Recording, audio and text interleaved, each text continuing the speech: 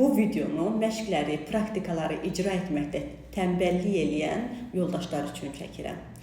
Bizə tələbələr gəlir ki, bugün də bu mövzu ilə üzləşmişəm. Elə hər gün olduğu kimi, həmişə olduğu kimi tələbələrin 90%-də bu problem var, tənbəllik problemi. Vaxtım olmadı, icra edə bilmədim, praktikaya üstünlük verə bilmədim, məşqlərdən icra etməyə vaxtım olmadı və s. kimi problemlərlə gəlirlər. Ay müəllim, bunların bir orta yolu yoxmu? Müəllim, elə eləyək ki, mənə sonraya çox yük düşməsin, sizlə birlikdə icra eləyək, amma çox da qəşəng ayın sonunda nəticəmiz olsun, nəticə istəyirlər. Çünki mən daha yaxşı, daha səlis, daha axıcı danışmaq istəyirəm. Çünki mən daha yaxşı ifadə eləmək istəyirəm insanların qarşısında özümü, sözümü, fikrimi, mövzunu və s. Bu necə olacaq? Bir orta yol tapdıq tənbəllər üçün. İlk olaraq, əgər biz qəşəng danışmaq istəyiriksə, nitqi gözəl olan insanları dinləməliyik. Elə buradan başlaya bilərsiniz. Nitqi gözəl olan, gözəl danışan, gözəl bədən dilindən istifadə edən, axıcı danışan, səhvsiz, minimum səhvlərlə danışan insanları dinləməliyik. Çünki dinlədikcə zehində informasiyanı qəbul edir, qulağımızı eşidir və bunların ikisi birlikdə eşitdiklərini, topladıqlarını dilə, nitqimizə ötürür. Öyrənməyin ən yaxın, asana yaxın yollarından biri budur. Digəri nədir? Digəri, məsələn, bir mövzu götürək, ağız aparatı üzərində işləyiriksə, burada dodaq tənbəlliyi üzərində işlənilir, dil əzələsi üzərində işlənilir, çənə ilə işlənilir və s. Artıq problem kimdə hamısında daha çox üstündürsə, o problemin üzərində işləyirik. Məşqləri icra etdiyimiz zaman, ola bilər ki, nəfəslə bağlı problemdir, nəfəs məşqlərini icra eləməliyik. Təbii ki, bunun informasiyasını əldə edəndən sonra. Bu məşqlərin daha asan yolu icra olunmaması deyil təbii ki. İcra eləməliyik ki, biz keyfiyyət əldə edə bilək. Biz əzələləri aktivləşdirmədən necə səlis danışa bilərik, aydın tələffüz edə bilərik bütün hərfləri. Çünki hərflərin ağızdan çıxma yeri var. Dil aktiv olmasa, elastikliyini bərpa eləməsə, mümkün deyil ki, haqqını verərək tələffüz eləyək və s. Bundan ötürü də məşqlər icra etməliyik, bəli.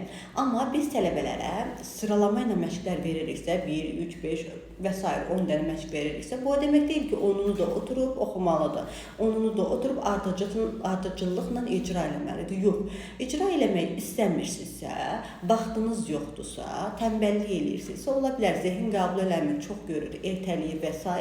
Bu zaman sadəcə birini götürürük. Bir məşqi.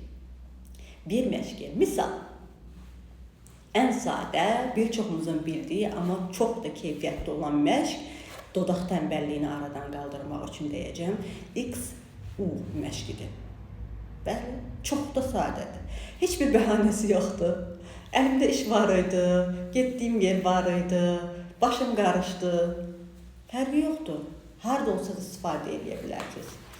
Nəsə işimi görürsünüz, harasa piyadamı gedirsiniz, XU məşqini icra eləyin.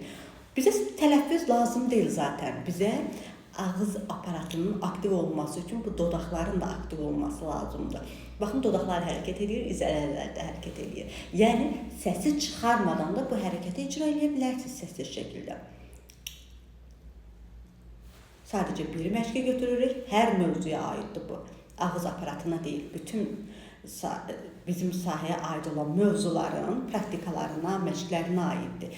Bir məşqi götürürük, onu icra edirik. Tam görsək ki, bu məşq mənim üçün daha da sadələşdi, məşqi dəyişirik.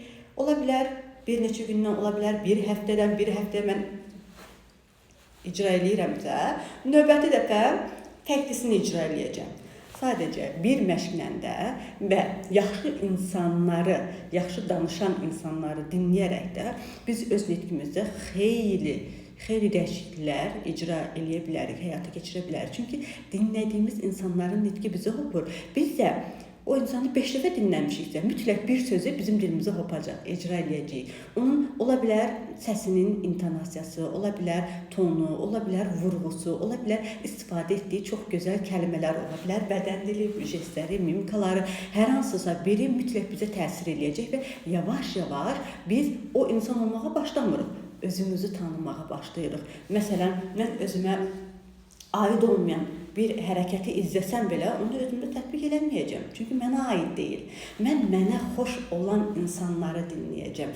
Bədən dili, onların enerjiləri mənə bərabərdirsə mən onları dinləyə biləcəm və onlardan feyz alacağam. Hamı da bu belədir. Buna görə də nitqi yaxşı olan, sizə yaxşı təsir edən insanları bol-bol dinləyin, bol-bol söhbət eləyin. Nə gözəl canlı söhbət eləyə bilərsinizsə, nə gözəl elə bir tanışınız, yaxınınız, dostunuz varsa, elə bir müəlliminiz varsa və yaxud da yoxdursa da sosial şəbəkələrdə çox şükür fürsətlərimiz çoxdur. Nitqi yaxşı olan insanları dinləməyə üstünlük verin. Hamınıza uğurlar.